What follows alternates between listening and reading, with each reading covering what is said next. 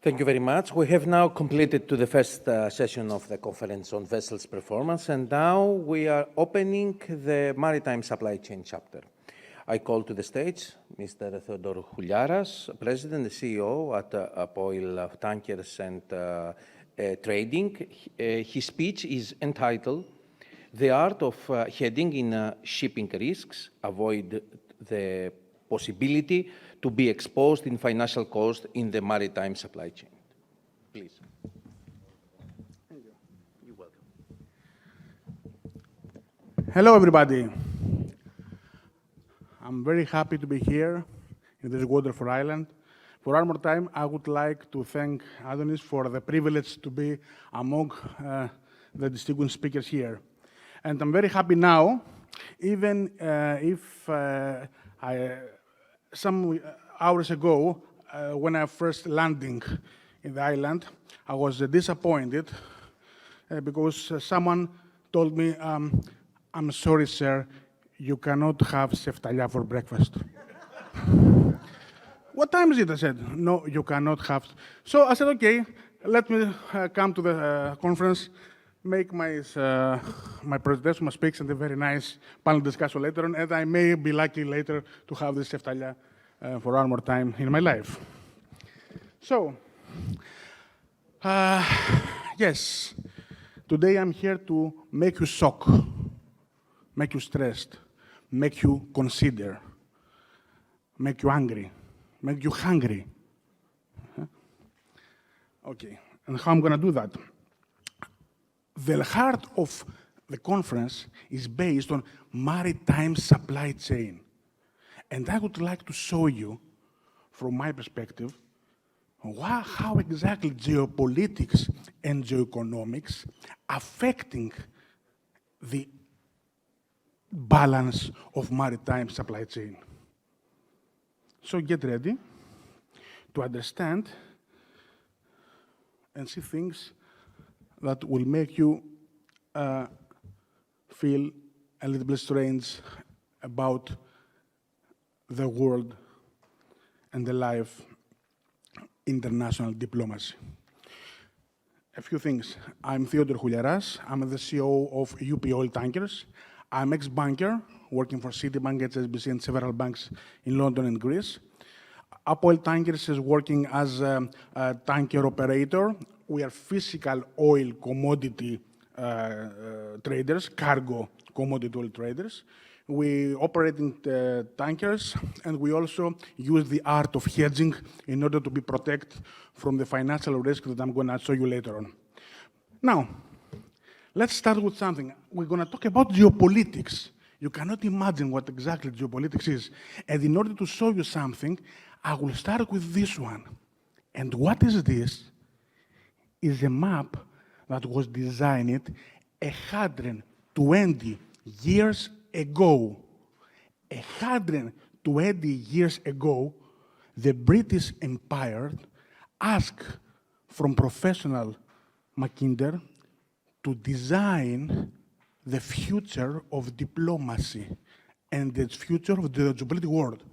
So, 120 years ago, the British divide the world in 3 areas. The heart area, why that could be the heart? The inner and the rest of the world. And according to the British Empire, 120 years ago, the concept was, if we manage to control the inner, we will manage to control the heart. And if we can control the heart, we can control all of the world. 120 years ago. 5 years later, the Americans update the same map.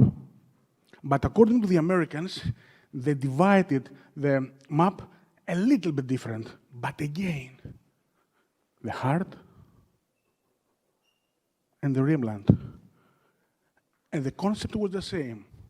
115 years ago. If we manage to control the rimland, we will manage to control the heart. And only if we manage to control the heart, we will manage to control the world. 120 years ago, 150 years ago. Nowadays, we see the map, and we see what the Rimland is, and we see what the heart is, and we're thinking, what's happening today?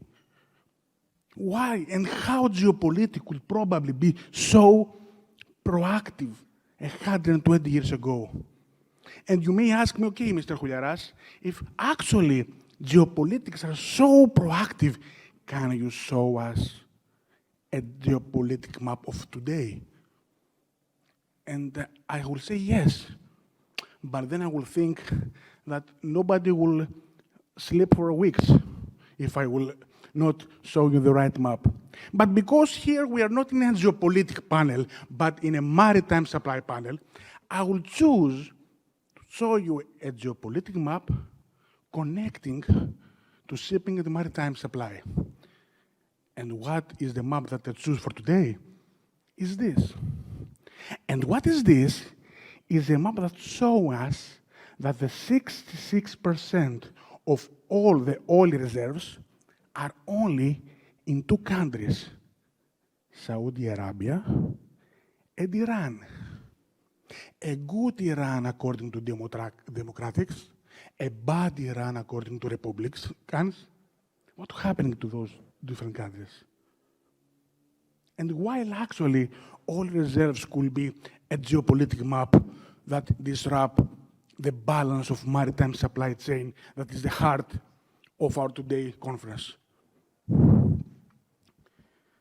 As you can see, a few years ago, the main provider of LNG in Europe was Russia.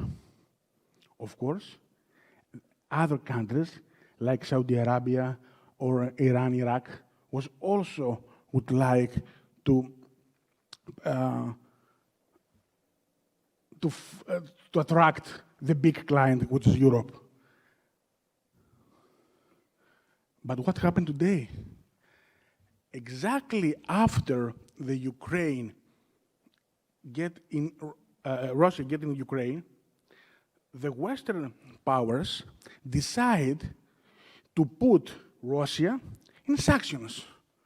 And then the big client was not now able to purchase oil and LNG from Russia, and not even Saudi Arabia will be the number 1 producer and exporter of oils. Because what's happening something that we still cannot imagine. Actually, United States became the number 1 exporter of oil in the world. Number 1 exporter. For me, as a tanker operator, this is a brilliant news, because I'm spending more miles, and I'm receiving more freights, making big journeys from United States to Asia, United States to Europe. But this is what happened today. And this is something that changed the maritime supply chain. And what makes it change? Geopolitics. Not supply and demand, but geopolitics. Okay? See, OPEC was the number 1 provider of oil around the world. But look at the non-OPEC countries. Look, big sleeping Canada and the rest of the countries like United States. Everything is changing.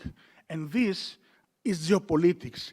And geopolitics and geoeconomics, as I said to the previous, my lecture in the same conference in Athens a week ago, affecting the maritime supply chain. Would you like to see another map? Take a look. What is this? It's the map that shows us where are deposits, the US dollars. The US dollars are not deposited in the United States. The number 1 holder is China, Japan, Saudi Arabia. This is a very strange and difficult map for the situation of geopolitics and geoeconomics. Imagine what will happen if China will say to the United States, okay, I want my money back. Yes, I know, I lent you, I took your bonds, you take a loan from me, that's all, give me my money back. What will happen to the world? Geoeconomics. China, the machine of the world, imports everything from everywhere and exports everything to everywhere. Imports from Australia iron ore, from South Africa coal, from Brazil sugar, from Russia and from the Middle East oils, making products and sell them everywhere. And because everything she needs is far away from China, and everything she sells is far away from China, and since the 94% of all the products are being carried by the sea, who is the winner? Shipping. Who is the number one shipping? The Greeks. What I'm doing here, speaking.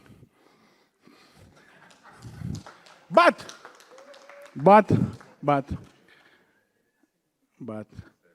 now, talking about maritime supply disruption causing from geopolitics.